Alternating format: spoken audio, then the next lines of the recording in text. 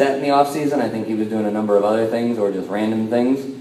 And I kind of said, well, I need a setter, so I'm going to have two of you do it, and I'm not really going to worry about it.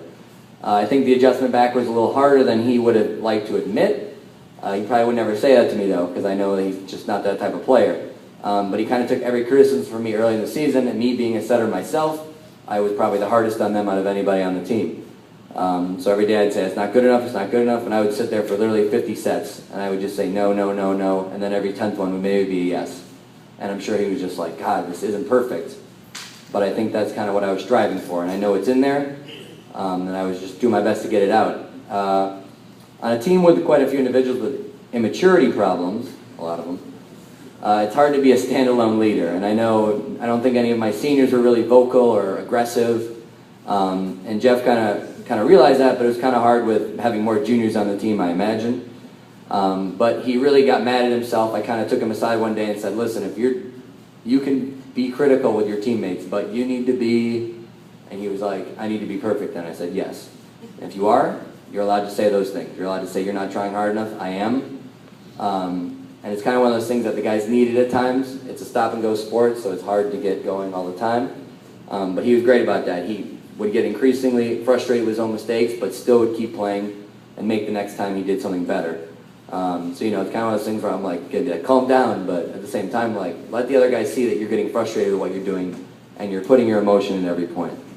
I think it's tough when you have to stay after practice 80% of the time. I had my setters after practice every single day. I'm sure they won't admit that they didn't like it, but thought it was unfair.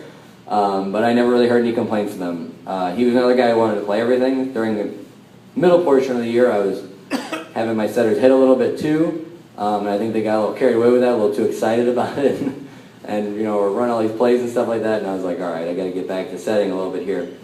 But it's that drive to want to do that. That was always awesome to see.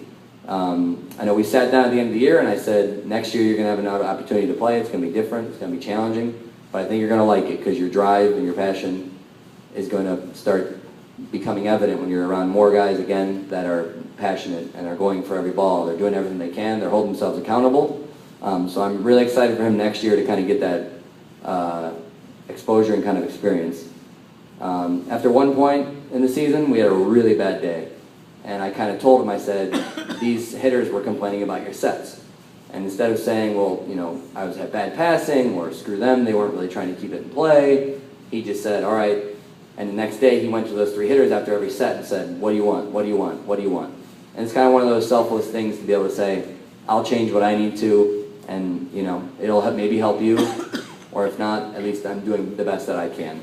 So that's the kind of things that I look for in a leader, and it was great to have it, especially towards the end of the season there. So thank you, Jeff.